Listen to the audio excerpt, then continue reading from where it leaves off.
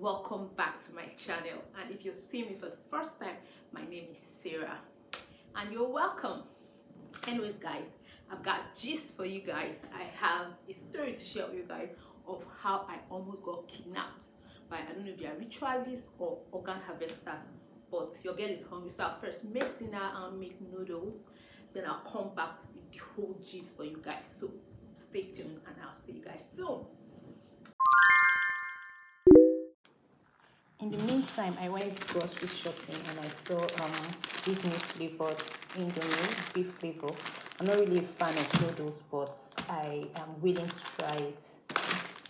And this is basically what I'll be using: yellow pepper, onions, and I have some leftover chicken wings that I'll add to it. So let's make it and let's get cooking, and I'll let you guys know.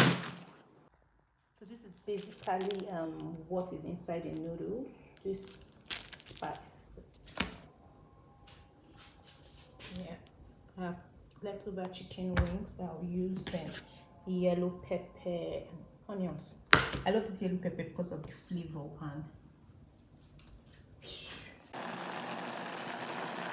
And so food is finally ready. Like I said earlier, I have a story to share with you guys. Something that happened to me some years ago during this festive, during the holidays.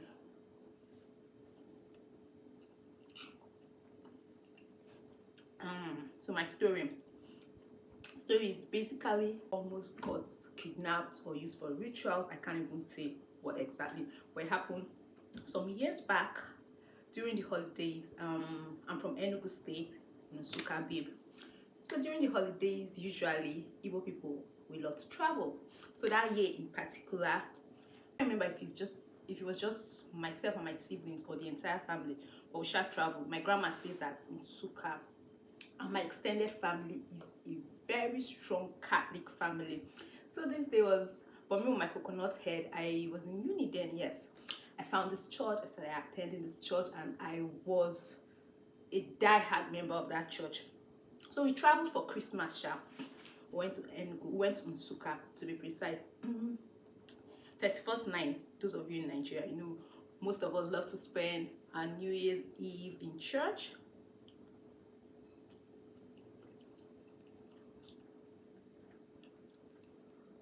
We love to spend our New Year's Eve in church.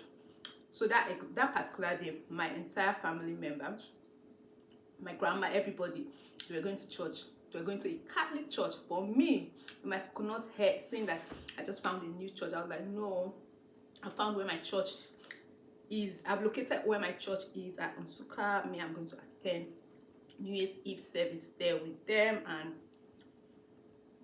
my family allowed me. I think the rest of them, I went earlier than them. My uncles walked me to the bus stop. The cab I took, they took pictures of his plate number and all that. I went to church. I got to church safely. I was fine. Service was amazing. Then after service, it happens, most churches do that. The pastor announced, and he was like,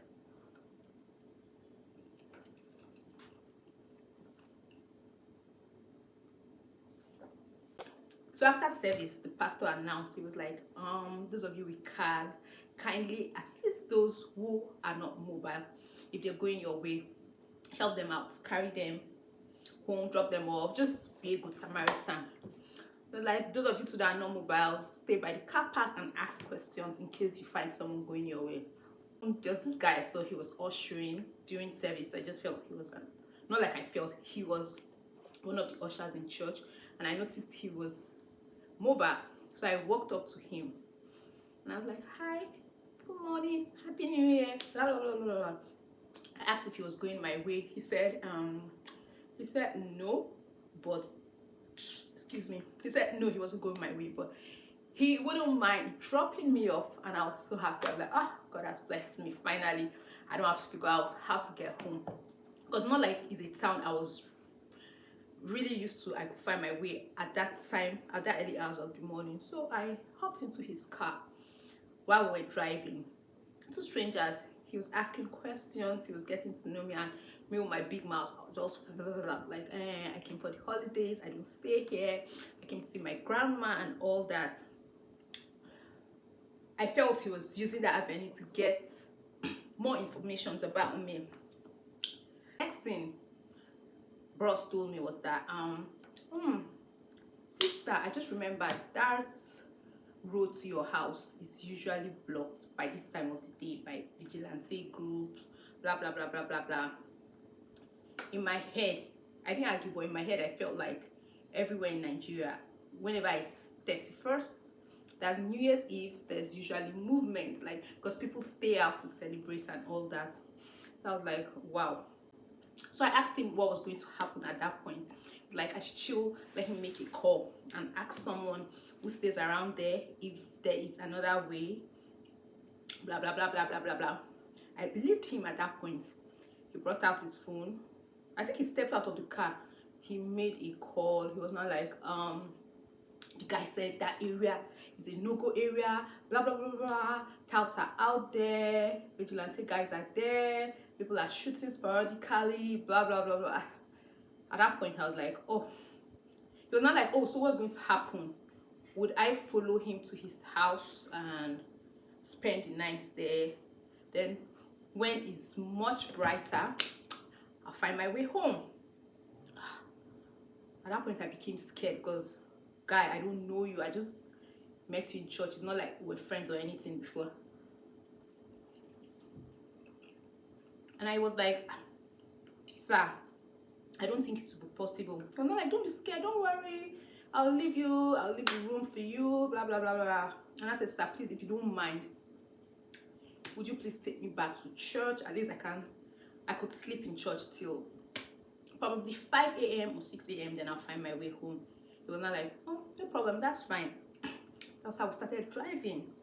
The journey, which was previously short when we're coming, it became a very long journey. It was a different route entirely. I was scared at this point. I was not like, I kept asking, I was like, haven't we gotten to church? I was like, no, we're going to church, blah blah blah. Guys, I'm not even exaggerating. The next thing, I found myself inside a forest. Like, you know all those scenes you see in Nollywood movies? That's exactly where I saw myself. I was freaking out. I was like, sir, this is not the road to church. I was like, calm down, don't worry, I'll take you to church, blah. I could not even scream because it's not like there were houses around or anybody that was going to even hear me. The next thing, he stopped the car. I could see it was a forest, but I could see lights from a distance. It was like people were there. I could see light. I could see white plastic chairs. I was really freaking out, guys. It was not like I should hold on, he's having a meeting. Like, in my head I was like, who holds meetings at probably 2 a.m. or 3 a.m.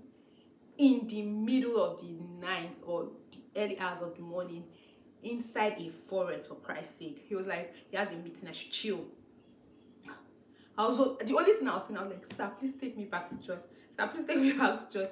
He just came down from his car and he stepped out. He went towards the direction where I could see the lights. The next thing, I saw him coming towards the car with another guy, but they did not get to the car. They now stopped. I could see them arguing. Like, I did not know what was going on. I was just now like, God save me inside me. Like, I was freaking scared that day.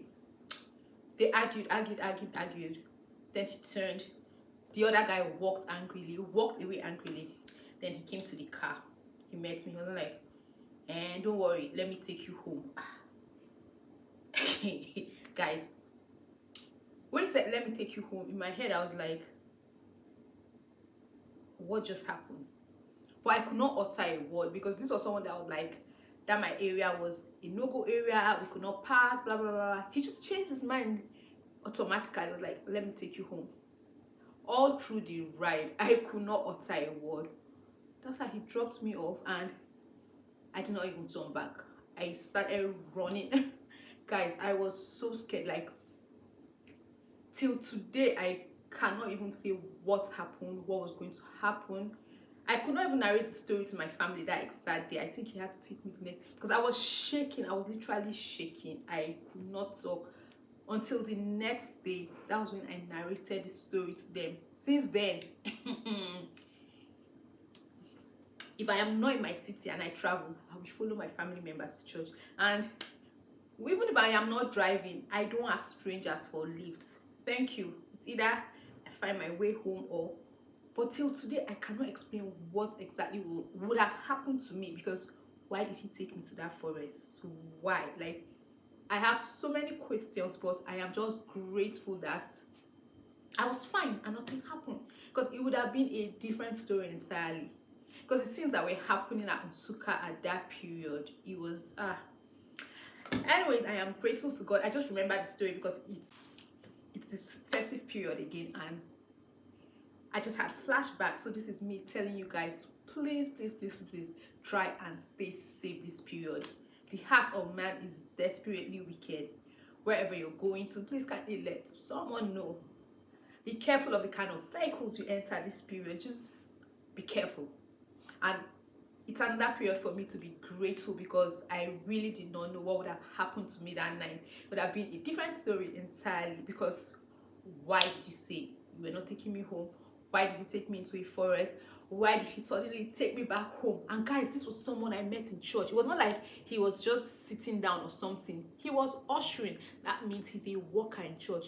And only God knows how many people might have fallen victim to him, because you just see a brother in church, you're like, he's my brother in church, let me follow him. Guys, please stay safe. And guys, if you've watched this video up to this point, I want to say I really do love you and I appreciate. Please kindly like, leave a comment, share my video with your friends also.